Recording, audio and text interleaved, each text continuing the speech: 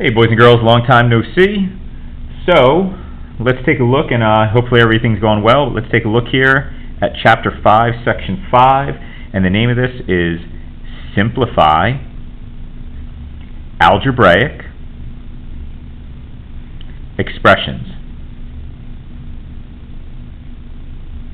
So, before we can simplify algebraic expressions, we have to get a couple vocabulary words out of the way. The easiest way to do that is by showing you an example. So I'm going to use this example from the book. Say 6n minus 7n minus 4 plus n. So let's see. First thing we're going to look for are the terms. And the terms are all the things that make up the algebraic expression. So the terms here, I have a 6n. I also have a minus 7n. I also have a minus 4, and I also have an n, or plus n. The pluses are optional. You can write those if you want to. The next thing that we have are like terms. Remember, like fractions were fractions that had the same denominator? Well, like terms, they also have a similarity. They're terms that have the same variable raised to the same power, so that means with the same exponent.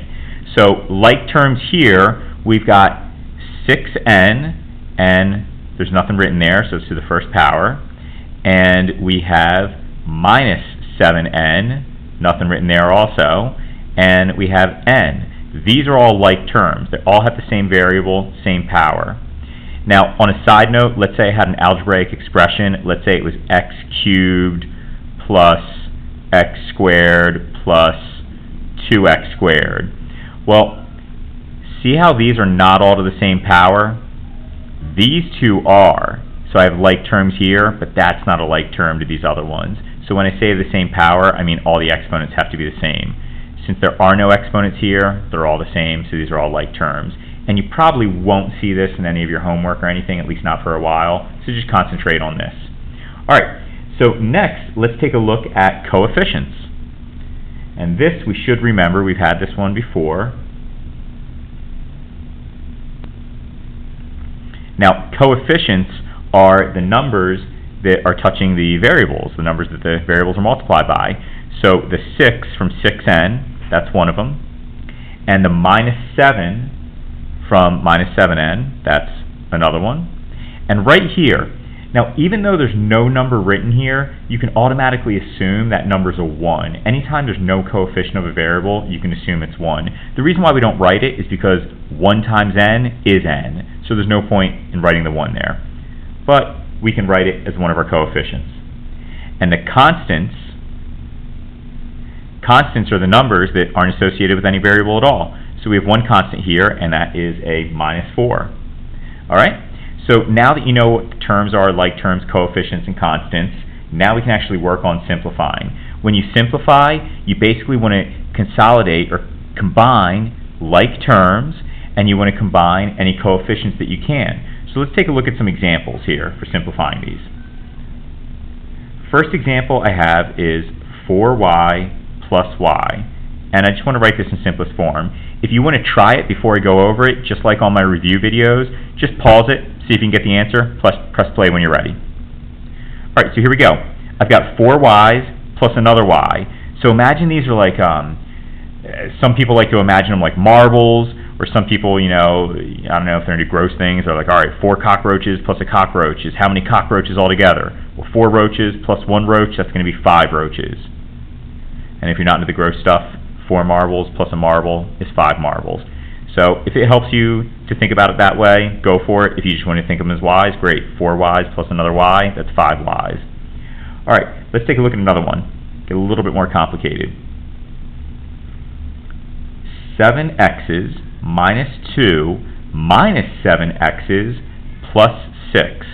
Alright, so first of all, for my terms, I've got these ones are like terms right here, 7x's and minus 7x's. Well, kids, think about this. If I've got 7x's and then I take away 7x's, how many x's do I have? 0 x's. So that means these two cancel right out. Now, let's look at my constant. I've got minus 2 plus 6. Well, minus 2 plus 6, that's going to equal a positive 4. All right, let's take a look at some other ones here. Let's see. I'll put up a couple problems for you to try. 5q minus 2q. That'll be problem A. Problem B, let's do 5 minus 4x plus 4x. And let's do problem C. Let's do 2r minus 4 plus 5 minus 5r's. Okay, so go ahead and pause the video, try to simplify these as best you can, and press play whenever you're ready. Alright, here we go. So 5q's minus 2q's. Well, it's going to leave me with 3q's. Again, think of these like, if you thought of them like dollars. If you had $5, take away $2, you'd have $3 left. Alright, right here. I've got a constant, 5, no other constants, so I can just go ahead and write that number, 5. Now here, I've got minus 4x plus 4x. Well, take away, again, if you want to think of like marbles, cockroaches, whatever, bananas, who cares? Minus 4 bananas plus 4 bananas. Well, if somebody takes away 4 bananas and then gives you 4 bananas, minus 4 plus 4, it cancels out. They're opposites. Remember additive inverse? So that leaves us with just 5 for that one. Right here, 2r's minus 4 plus 5 minus 5r's. You can consolidate your like terms if you want to. First, you can consolidate your constants. It doesn't matter. If you want to do the constants, minus 4 plus 5, well, negative 4 plus 5 would be positive 1. So now we've got 2r plus 1 minus 5r. Now let's take out these like terms. 2r's minus 5r's. Well, 2 minus 5 is going to be negative 3. So now I've got 1 minus 3r. Again, 2r's minus 5r's is negative 3r's. And I've got my 1 right there. All right. Next. The book had a question here. I want to make sure you understand it, okay? It says, the cost of a jacket J, actually I'm just going to show you right here.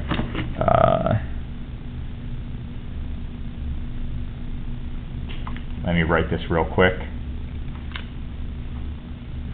Alright, so there we go, much better.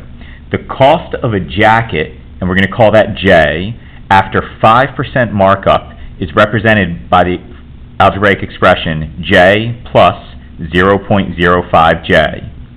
Simplify this, then find the total cost after markup if the original price was 20.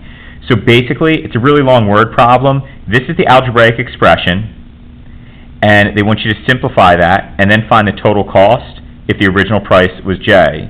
Well, remember, the original cost of the jacket, or the cost of the jacket is J, so we're just going to pop 20 in for J after we simplify this. So let's see. We've got J plus 0.05J. Well, remember, what did I say was the coefficient if there's no coefficient written? What number can you always put here? Hopefully you should be thinking 1. If you were, you're right. So now we got 1J plus 0.05J. So 1 plus 0.05 equals, we get 1.05. So when we simplify this, this is going to equal 1.05J. So that's the expression simplified. That's the first part. Next part is, what's the cost if the original price was $20? All we're going to do is pop $20 in there. So now we got 1.05 times, and where J is, I'm going to put in $20. So, times 20 equals, and we get 21. So the cost after markup is $21. Alright, so here's another one for you. At the mall, you buy the same amount of Doctor Who t-shirts for $20 each, and Funko Pop bobbleheads for $15 each. Write an expression in simplest form, help if I had an M there, that represents the amount spent. So here's the thing. Do we know how many t-shirts we bought? No. Do we know how many of these Funko Pop bobbleheads we bought? Nope. We just know that we got the same amount of each. So, I know the Doctor Who t-shirts are $20 each. So I spent $20 times how many t-shirts? Well, I don't know. So I'm just going to write 20 times X number of t-shirts. And, that's an and, plus. I also know that I spent $15 each on the bobbleheads. How many of them did I buy? I don't know, but I know it was the same amount of t-shirts that I got. So I'm going to use the same number here. So let's say I bought 2 t-shirts. Well, if X was 2, that means that I bought 2 bobbleheads also. And the amount would be $40 plus 30.